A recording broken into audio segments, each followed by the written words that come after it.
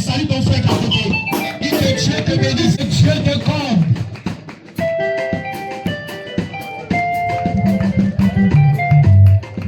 Vous pouvez s'asseoir un instant.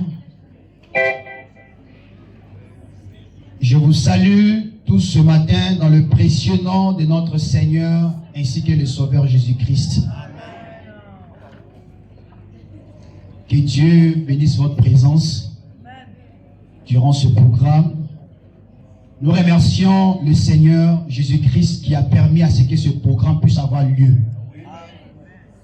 Malgré les attaques, malgré tout ce que l'ennemi a voulu, mais le Seigneur Jésus-Christ reste le seul Dieu. Et nous croyons que la victoire ce matin est certaine. Chacun repartira avec quelque chose.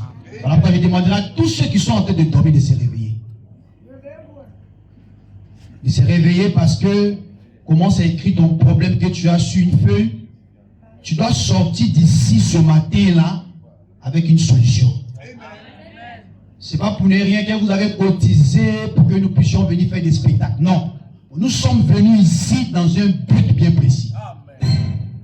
Donc si un frère sait pourquoi ils ont cotisé, pourquoi vous avez voulu que nous soyons ici, je souhaiterais que vous soyez très attentifs. Et nous sommes arrivés à la fin. Amen. Il y a eu le premier orateur qui est passé, qui nous a prêché un fondement. Est-ce que vous appréciez ça? Acclamons le Seigneur pour le premier orateur. C'est le commencement de la création. Il nous a présenté un fondement. Il y a eu le deuxième orateur qui est passé également, qui nous a prêché. Acclamons le Seigneur pour cela. Que Dieu bénisse aussi le troisième orateur, le pasteur. Est-ce que vous acclamez aussi le pasteur Pierre Paten? Que Dieu vous bénisse. Amen. Il y a eu 3 orateurs qui sont passés. 3, c'est la perfection. Nous sommes arrivés à la 4e personne.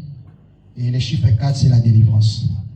Et nous allons permettre à ce que le thème soit rendu tangible. Pas de l'histoire. Le thème doit être tangible dans la vie de chacun. Je suis venu avec une photo qui va te permettre, même si tu as le cancer des seins, cancer de quoi, foie de quoi, peu importe ce que tu as, sois attentif. Nous allons défier Satan. J'ai eu à expérimenter des choses avec cette photo-là. Il y a eu des gens qui avaient ce qu'on appelle les maladies bizarres. Avec cette photo, nous avons reçu la guérison de chaque personne. Et je pense que, comme nous avons dit à travers le thème, c'est d'appeler Jésus sur la scène. Et nous allons l'appeler ce matin-là. Est-ce que vous êtes attentifs ce matin? Acclamons le Seigneur pour cela. Amen. Que Dieu bénisse son serviteur, le pasteur Eric Kakou. Est-ce que vous acclamez le Seigneur pour le pasteur? Est-ce que vous l'aimez? Est-ce que vous l'appréciez? Que Dieu te bénisse. Que Dieu bénisse ses collaborateurs. Que Dieu bénisse tous les chants, toute votre présence également, les invités. Nous allons passer à quelque chose de très important. On va rapidement, par le respect que j'ai. La plupart des gens sont passés ici, chacun a eu à apporter sa contribution vis-à-vis de ce thème en question. Et je pense que je suis censé également apporter quelque chose qui peut aider quelqu'un. Voilà pourquoi je demanderai à ce que tout un chacun vous puissiez être attentif. Je sais de quoi je parle. Soyez très attentifs. Même s'il y a un enfant qui ne marche pas, il viendra ici. Vous allez voir une solution. Dieu est capable. Et il le fera. Je sais de quoi je parle. Amen. Que Dieu bénisse l'église de Niangon pour tout le travail que vous avez eu à faire. Les cotisations. C'est pas sorti en vain. Dieu vous récompensera pour cela. Amen. Nous allons rapidement prendre nos Bibles dans 1 Samuel. On va s'élever pour le respect de la parole. Vous savez, quand on chante l'hymne national de chaque pays, je peux entendre un amen? Je peux entendre un amen. Je veux que vous soyez vivants ce matin. Parce qu'un endroit où on adore le Seigneur, c'est une maternité. Dans une maternité, il y a des bruits. Parce qu'il y a une vie qui se transmet. On ne peut pas avoir des personnes qui sont mortes ce matin-là. Ta bénédiction peut t'échapper. Ta bénédiction peut t'échapper ce matin-là. Amen. 1 Samuel chapitre 17, le verset 45. On va s'asseoir. Suivez cette écriture-là. Avant de lire, nous allons prier. Bien-aimé Seigneur notre Dieu, nous te prions que toi, l'auteur de la Bible, tu puisses nous disposer ce matin afin que nous parlons de ta part. Je ne suis rien du tout, Seigneur. Je me tiens ici, Seigneur. Je me tiens ici pour que je puisse défendre ta parole afin que tes sémences reçoivent la vie, Père. Je compte sur toi, Père, toi, le Dieu de l'alpha, que tu sois le Dieu de l'oméga ce matin. Afin que chacun ici sorte ici, Seigneur, comme le thème l'a si bien indiqué, appeler Jésus sur la scène. Et nous voulons te voir à l'aube, Seigneur. Toi, le Dieu des apôtres, le Dieu de William Branham, le Dieu qui a envoyé ce message. Nous voulons te voir être tangible ce matin, afin que la gloire et la louange te soient rendues. Qu'il en soit ainsi, au nom du Seigneur Jésus-Christ. Nous t'avons ainsi prié. Amen. 1 Samuel chapitre 17, verset 45. La Bible dit ceci. On se lève s'il vous plaît pour la Bible s'il vous plaît. 1 Samuel chapitre 1, 45, on se lève s'il vous plaît, pour me respecter la parole. 1 Samuel chapitre 17, verset 45. La Bible dit ceci, David dit aux Philistins, tu marches contre moi avec l'épée, la lance et le javelot, et moi, je marche contre toi au nom de l'Éternel. L'Éternel des armées, du Dieu de l'armée d'Israël. Je peux entendre l'amen? Que tu as insulté. Le verset 46. Aujourd'hui. Nous devons actualiser chaque passage. Aujourd'hui. L'Éternel te livrera entre mes mains. Amen. Et je t'abattrai et je couperai ta tête. Aujourd'hui, je donnerai les cadavres du champ des Philistins aux oiseaux du ciel et aux animaux de la terre. Et toute la terre saura qu'Israël a un Dieu. Que Dieu bénisse sa parole. Veuillez vous asseoir. Suis-moi très bien parce que c'est très important de comprendre ça. Amen. Nous avons reçu un grand thème. Je suis votre frère, frère Gospel Lusamba. Je suis pasteur de Look Life. Je partage avec vous quelque chose de très important comme l'invitation nous a été si bien donnée. Que Dieu vous bénisse pour l'invitation. Amen. Le thème qui nous a été donné, on dit appeler Jésus sous la scène. Amen. Amen. Amen. Les amen, amen veut dire ainsi soit-il. Il faut être attentif, il faut être éveillé. Peut-être à travers la parole, tu peux recevoir une guérison. Amen. Appeler Jésus sous la scène. Remarquez, on n'appelle pas un théologien sur la scène. On n'appelle pas un charlatan sur la scène. On n'appelle pas un magicien sur la scène. Mais on appelle celui qu'on appelle le Seigneur Jésus-Christ. La Bible dit qu'il y a un seul nom qui nous a été donné au ciel, sous la terre. Qui peut dire amen? Sous la mer. Et ce seul nom-là, c'est le nom de Jésus-Christ. Je peux entendre un amen. Est-ce que je parle à quelqu'un? C'est le seul nom qui nous a été donné au ciel, sous la terre. Donc, comme nous devons l'appeler, ça consiste que nous devons l'interroger. Comment l'appeler? Comment nous devons l'inviter à rentrer sur la scène? Afin que ces dieux ne soient pas de l'histoire pour toi. Il ne faudrait pas que tu attrapes la Bible seulement et puis dire que je suis chrétien. Non. Il faut que Dieu fasse quelque chose dans ta vie. Une chose inexplicable, rendue manifeste afin qu'il soit tangible. Afin que tu dises aux gens que moi j'ai un Dieu. Il s'appelle le Seigneur Jésus-Christ. Nous ne voulons pas de l'histoire. Nous ne voulons pas de la théologie. Nous voulons une chose tangible. Nous devons l'appeler en scène. Mais pour l'appeler en scène, vous devez suivre le loi. Vous devez suivre le code que Dieu utilise afin qu'il rentre en scène. On n'appelle pas Dieu, oh Dieu, Jésus-Christ descend. Non. Il faut toucher des lois. Ce n'est pas de la magie. Toucher des lois afin que ce Dieu-là descend. Parce que ce Dieu-là n'est pas un esprit suspendu, mais c'est la parole. Amen. Donc cet homme que nous parlons ce matin, il n'a pas de commencement et il n'a pas de fin. Dites amen. Dites amen. Nous avons vu les religions, les patrons de chaque religion, Quand ils sont venus, ils ont créé leur système et ils sont morts, ils sont partis. Qui peut dire amen à ça? Les bouddhistes sont venus, ils ont créé leur patron et il est mort, il est parti. Mahomet est venu, il a créé son système, il est mort, il est parti. Mais nous avons un seul. Il est venu et il a créé la chose en question. Il a créé cette église en question à la Pentecôte. Lorsqu'il a fini de créer cela, et il est monté, il est parti. Il dit, parce que je vis, vous vivrez. Donc c'est que ce matin-là, il ne doit pas avoir de morts parmi nous. Il ne doit pas avoir de maladies parmi nous. Il doit avoir que la solution. Il doit avoir que le changement des problèmes. Parce que ce Dieu n'est pas un Dieu de l'histoire, mais c'est un Dieu qui est tangible, qui doit rentrer en scène. Est-ce qu'on peut acclamer le Seigneur pour ce Dieu-là? Amen. Donc nous devons l'appeler à rentrer en scène afin qu'il soit tangible. Gloire soit à Dieu. Entrer en scène. Nous voulons le voir et nous voulons l'esprit. Tu as entendu quelqu'un parler d'un Dieu qui lui a fait ceci, un Dieu qui lui a fait cela. Mais il faudrait que lui aussi fasse quelque chose. C'est Jésus là, vraiment merveilleux. Amen. Pour cela, nous allons voyager dans l'Ancien Testament pour connaître d'où provient. Parce que ce Dieu-là dont nous faisons allusion, il ne commence pas maintenant. L'Ancien Testament, à travers la vie de quelqu'un. Qui peut dire amen à ça? Ce Dieu dont nous parlons ce matin-là, son nom a été déjà typifié dans l'Ancien Testament. C'est-à-dire que c'est un Dieu qui existe par lui-même. Il est mort un vendredi soir et il est ressuscité un matin.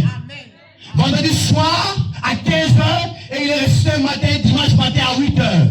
Remarquez que le chiffre 8 c'est l'éternité. Suis ça très bien. Il dit que parce que je vis, vous vivrez. Donc, tu dois vivre ce matin-là. Amen. Et il est ressuscité le 3e jour. Concernant l'histoire de Jonas, il a typifié le type de Jonas. Maintenant, quand on va voyager, comme il est le commencement et la fin, il existe par lui-même. Ce n'est pas un homme qu'on parle de lui maintenant. Il a déjà existé. Il provient d'ailleurs. Il provient d'ailleurs. Depuis l'Ancien Testament, il y a les types et les paraboles qui parlent de sa vie. D'où on peut trouver cette origine? 1 Samuel chapitre 17. Amen. Je suis en train de rentrer en matière. Suivez-moi très bien. J'ai ma manière à moi d'apporter la parole. Suivez-moi très bien. On rentre dans 1 Samuel chapitre 17, verset 45. La Bible dit qu'il y avait un homme qu'on appelait Goliath. C'est ça. La Bible dit que Goliath faisait rage. Goliath était dans un village qu'on appelait Gad. C'est ça. Goliath avait le pouvoir sur la terre. Il avait la possession sur la terre. Il avait possession sur toutes les personnes qui étaient sur la terre en ce temps-là. Et il provenait de Gad. Et Goliath était un Philistin. Remarquez, un homme qui n'a pas Dieu, mais il avait le pouvoir sur toute la création. Il pouvait tuer les gens. Amen. Tuer des vies. Tuer des personnes. À travers le pouvoir qu'il avait. Mais c'était un homme qui pouvait mourir et partir. Mais pendant qu'il avait ce pouvoir sur la terre, pendant qu'il était vivant, personne ne pouvait le tuer. Parce qu'il détenait un pouvoir naturel. Dites Amen. Dites Amen. On comprend qu'un homme né de la femme ne peut pas durer éternellement. Dites Amen. Quand il naît, il doit mourir. À cause de quoi? Du péché adamique. Ce n'est pas de ça que nous parlons. Amen. Maintenant, comprenez que ce Goliath fait rage sur la terre. Il tue des personnes. Il fait des dangers par-ci par-là. Il fait des ceci il fait des scandales partout. Il y a eu quelqu'un. Dites Amen à ça. Remarquez que Goliath était un Philistin. Il n'était pas converti. Il n'était pas circoncis, je précise. Il n'était pas circoncis. C'était un incirconcis. Mais il avait le pouvoir sur la création. Il pouvait dominer les gens. Il pouvait faire du mal aux gens. Il pouvait tuer les personnes. Il pouvait faire toutes ces choses que vous connaissez qu'il a fait dans la Bible. Ça, c'était Goliath. Mais il n'était pas au-dessus de Dieu. Parce que Dieu est au-dessus de l'homme. Je peux entendre un amen. Je peux entendre un amen. Est-ce que je peux entendre les amens ici? Et Dieu était au-dessus de lui. Pendant qu'il faisait rage, il se croyait être le plus grand de la terre. Le plus puissant de la terre. Il y a eu un monsieur, du nom d'Esaïe. Le monsieur en question est venu avec ses enfants. les 7 enfants pour les présenter devant le monsieur qui devait le roi, qui s'appelle Samuel. J'ai pas entendu l'amen? Il a regardé parmi les 7 enfants là, il n'a pas trouvé quelqu'un. N'est-ce pas vrai les pasteurs? Il n'a pas trouvé quelqu'un parmi les 7 là. Qui il a trouvé? Il dit que parmi les 7 enfants, il n'y a pas quelqu'un qu'on peut oindre. Mais celui que je vois, il n'est pas parmi les 7 là. Lui, il n'est pas le 7e, mais il est le 8e. Et le 8e là était David. Oh, je peux entendre un amen? Lisez vos Bibles, mon frère, je m'appelle bien. Le 8e, lui il était au-delà de 7, mais il n'était pas là présentement. Mais le père a perdu ses 7 fils. Et le 8e, il était en train de perdre le troupeau de son père. Mais pendant ce temps-là, Goliath faisait rage. Il pouvait renverser toutes les choses. Un jour, il s'est réveillé, il s'est levé. Son père lui a dit, si vous lisez ce verset-là, son père lui a dit d'aller voir ses frères. En partant voir ses frères, il voulait voir qui, parce qu'on n'a pas tous de ces Philistins-là. Il s'appelle Goliath. Frère, Goliath peut typifier. Goliath peut être ton tombe qui t'arrive. Oh, tu n'arrives pas à dormir, c'est son Goliath. Goliath peut être comme si tu es là, tu possédais des démons de pornographie, tout ça. C'est ton Goliath de ta vie. Ce Goliath doit partir. Comment partir? Suivez l'histoire. Parce que chaque événement a été identifié dans la vie de chaque fils de Dieu. La Bible n'est pas de l'histoire, c'est une réalité pour nous. Pendant qu'il faisait rage, il y a un jeune homme qui s'appelait David.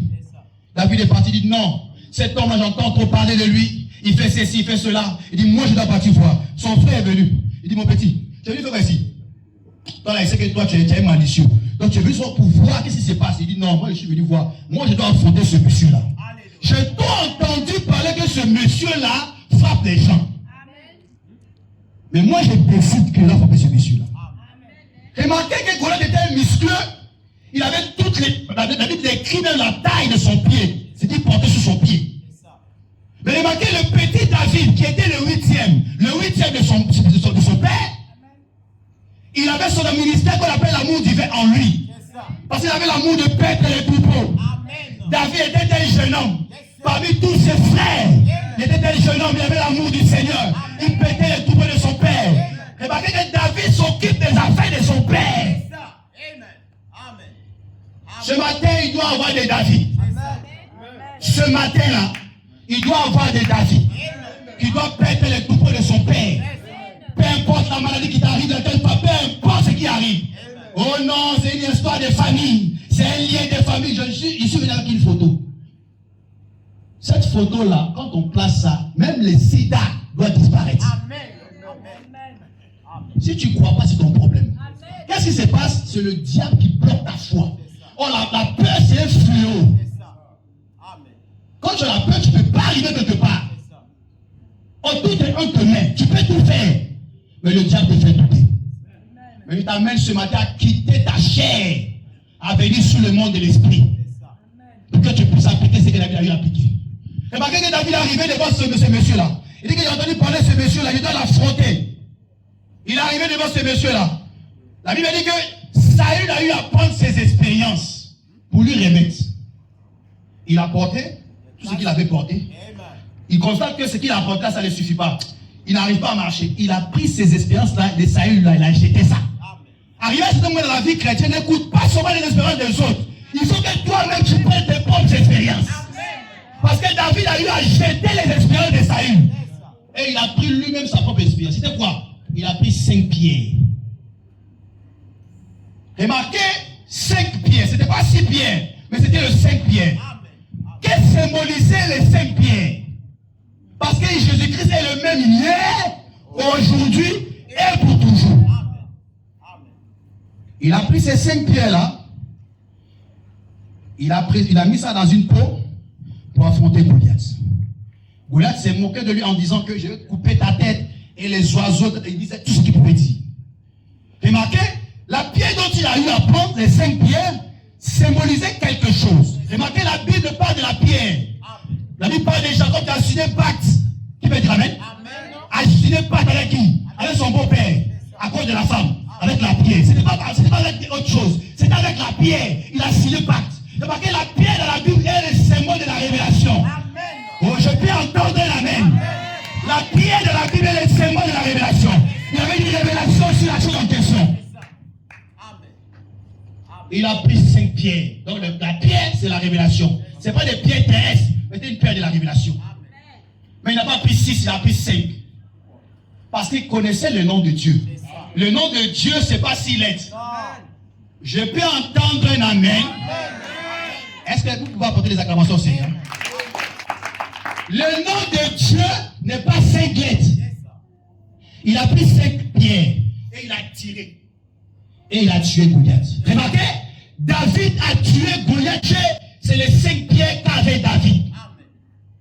Les 5 pierres qu'avait David. Ça veut dire que c'est 5 pierres qu'il a eu à tuer Goliath. Je vous dis ce matin que je suis un David ce matin. Il y a des David ce matin parmi nous. Nous allons prendre Goliath. Il doit tomber. Goliath doit tomber. Peu importe ce qu'il a fait dans ta vie. Peu importe quel démon qu'il a eu à faire dans ta vie. Ce que j'ai dit, c'est pas ce que David entend. Comment? Vous pouvez me dire très bien. Nous, ici, dans ce message, la religion n'est pas une mode. Comme Christ tient sa parole. Je vais citer sa parole afin qu'elle lui descende dessus. Peu importe les fibromes. Vous m'entendez très bien? Les kisses du cou. Peu importe quoi, quand ton pied tremble. On va appliquer la parole. Parce que cette photo-là a fait de grandes choses. J'ai toujours expérimenté ça. Et Dieu doit agir dans ta vie. Parce que Goliath doit partir ce matin-là. Nous devons appeler Jésus sur la scène. Parce que David a eu à prendre les 5 pierres. Il avait appelé le nom de Jésus.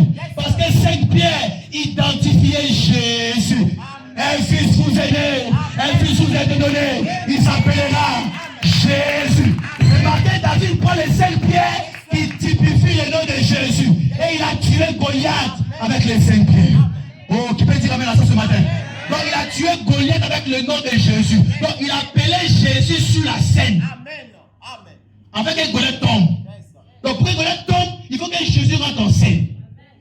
Est-ce que vous êtes avec moi ce matin? Est-ce que vous êtes avec moi ce matin? Pour que Goliath tombe, il faut que Jésus rentre en scène.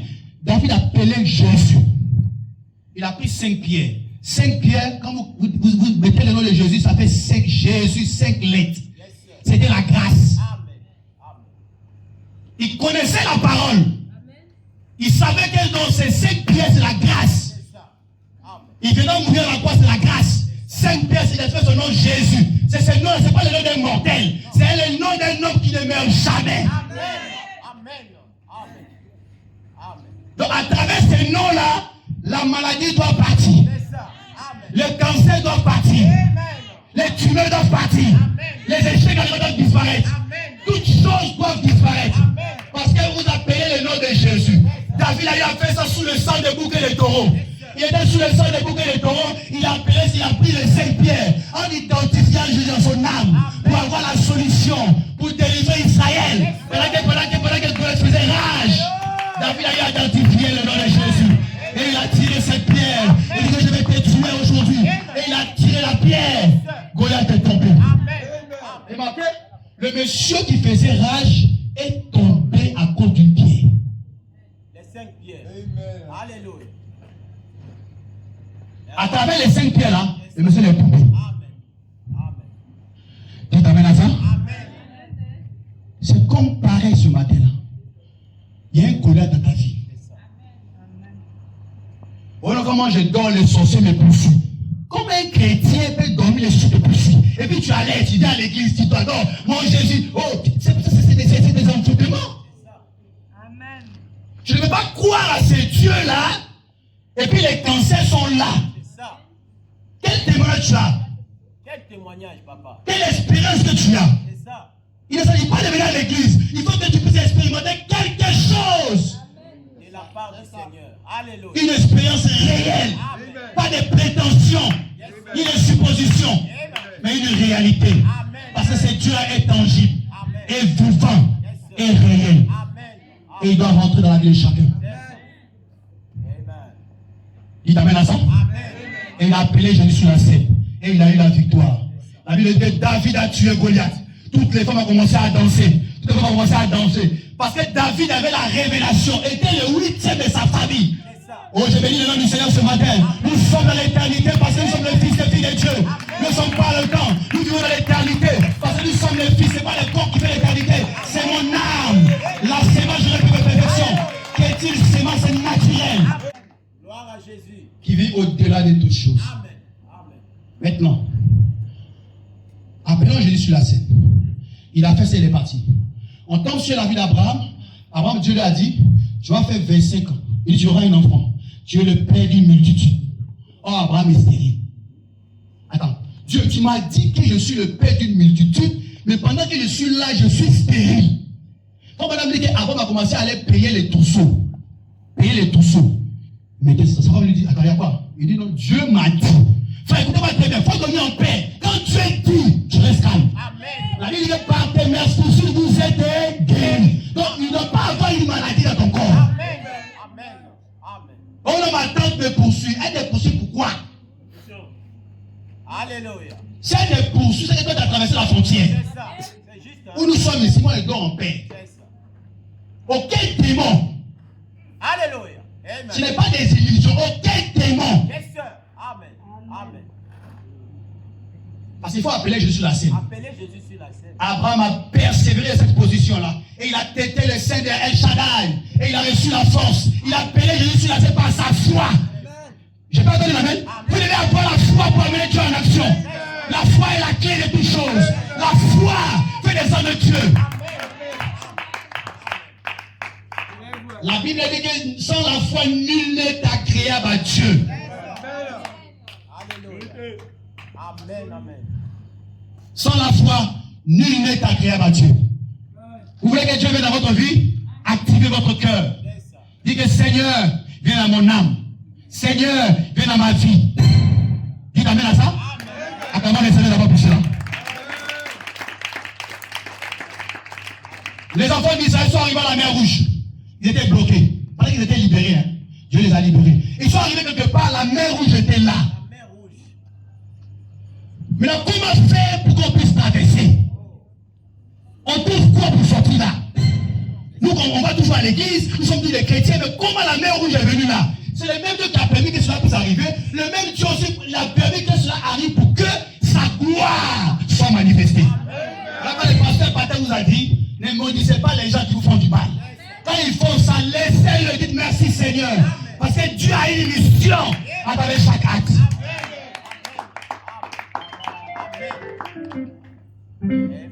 Le même Dieu qui les a fait sortir, le même Dieu, il est arrivé devant la mer Rouge.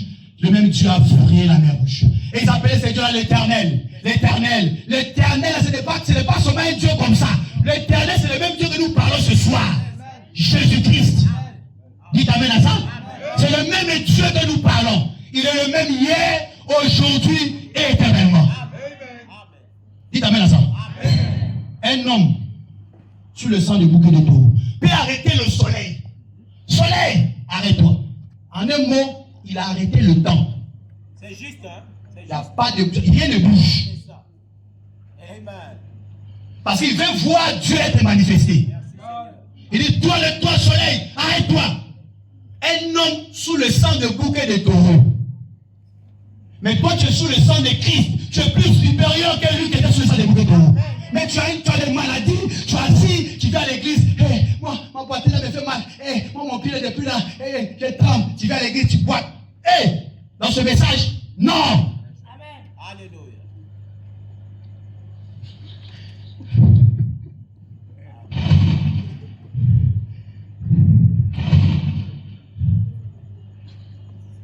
Dans ce message, non. Il nous faut un Dieu qui doit venir en scène. La fille de Jairus était là. Elle était déjà morte. Mais ils ont appelé un Dieu qui s'appelle le Seigneur Jésus-Christ. Viens, cet enfant est mort. Il rentre dans la maison. Le même Dieu que nous adorons ce matin. Le même Dieu que nous appelons ce matin. Il s'appelle Jésus-Christ. La fille de Jairus qui était déjà morte. Elle est revenue à la vie. Pourquoi? Il y a un être surnaturel rentré dans la salle. Et il devait opérer le miracle. Jésus ne peut pas être dans un endroit et les morts sont toujours là. Non. Quand Dieu est quelque part, quand Dieu est quelque part, il doit avoir toujours une résurrection. Voilà pourquoi en ce temps de la fin, à Ferland, il y a eu un enfant qui était écrasé par la voiture. C'est ça. Un enfant écrasé par la voiture. Les gens sont là derrière eux. L'enfant est écrasé par la voiture. Qu'est-ce que nous pouvons faire? C'est ça. Un homme est venu. Il est venu. Et cet enfant-là, attends, toi t'es quitté où? Il dit, moi j'ai dit, je dois prier pour cet enfant. Si cet enfant n'est pas ressuscité, appelez-moi faux prophète. Amen. Amen. Un enfant écrasé. Son corps était décomposé. Faut madame regarde l'enfant. Le prophète que Dieu a envoyé dans cet âge. Voilà pourquoi on ne parle pas d'un Jésus imaginaire. Jésus-Christ, non Jésus-Christ, c'est pas Jésus des pentecôtistes, ni des catholiques. Nous parlons d'un Jésus qui a été envoyé. Jésus-Christ est la parole de votre jour. C'est de celui-là que nous parlons ce matin. Oh non, nous parlons de Jésus. Non, on parle d'un Jésus précis. Un Jésus précis, envoyé en ce temps de la fin pour le message glorieux. L'enfant est écrasé là. Il dit soulevez les linges. Il va regarder l'enfant là. L'enfant est écrasé. Il dit petit. Il dit si j'ai prié pour cet enfant. Si cet enfant n'est pas ressuscité, appelez-moi faux prophète. Merci Seigneur. Il a mis la main sur l'enfant. L'enfant est ressuscité. Amen. Sans ingratitude. Ce même Dieu existe encore ce matin. Parce que cette photo-là tranche des démons. Cette photo tranche des démons. Je sais de quoi je parle ce matin-là. J'étais quelque part dans un voyage missionnaire. Il y avait une femme, la fille d'un pasteur. Elle avait mal sur son cou. Son cou était comme ça. Vous voyez que le diable peut frapper le fils d'un pasteur. C'est ça. Et le pasteur est là, il ne peut pas faire ça. C'est pas comme Dieu veut que quelqu'un passe par là. Pas que le pasteur n'est pas puissant, mais Dieu veut que quelqu'un passe par là.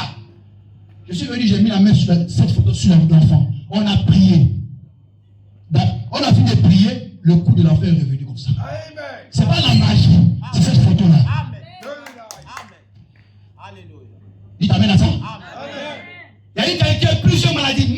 Moi-même, quand j'ai marié, elle avait un homme sinusite, mais quoi, et quoi, tout son corps. J'ai pris cette photo, je l'ai posée. Les démons, elle est partie. Elle est partie de son corps. Papa, maladie de fatiguée, c'est parti. À travers cette photo-là.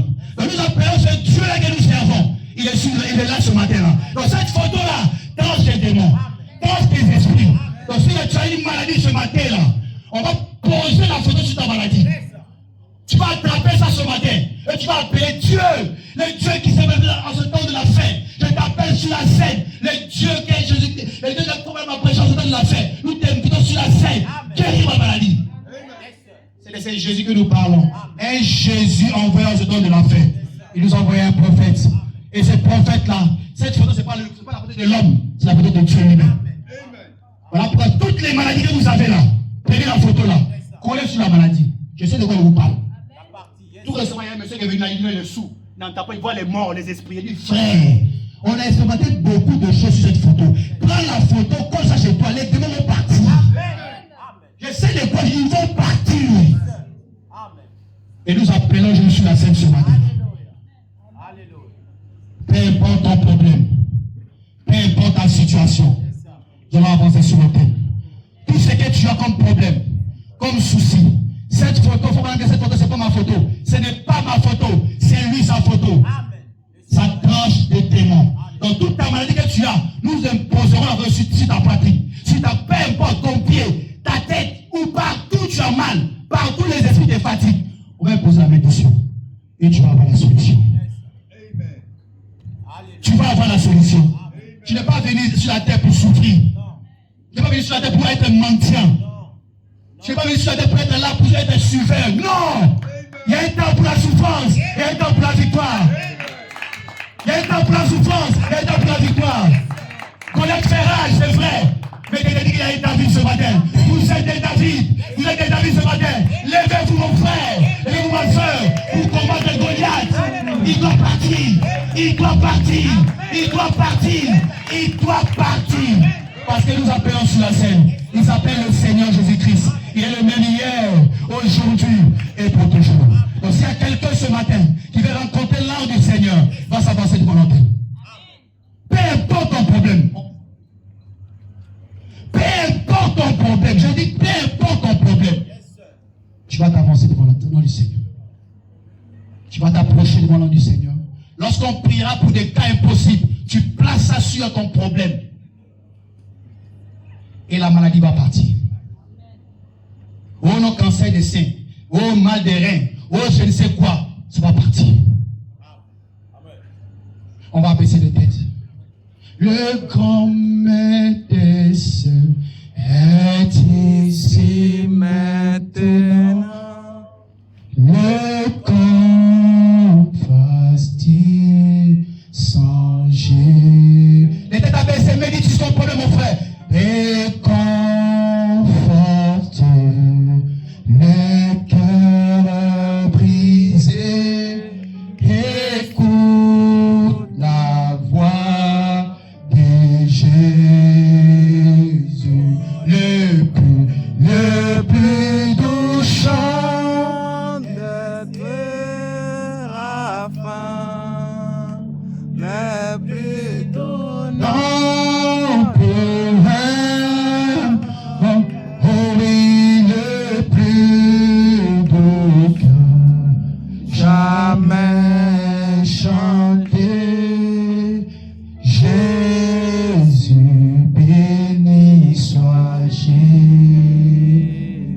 Oh, le plus doux chant de Séra. C'est Dieu là vivant ce matin. Le plus doux nom pour un mortel. Le plus doux, oh oui, jamais chanté. Jésus, béni soit Jésus.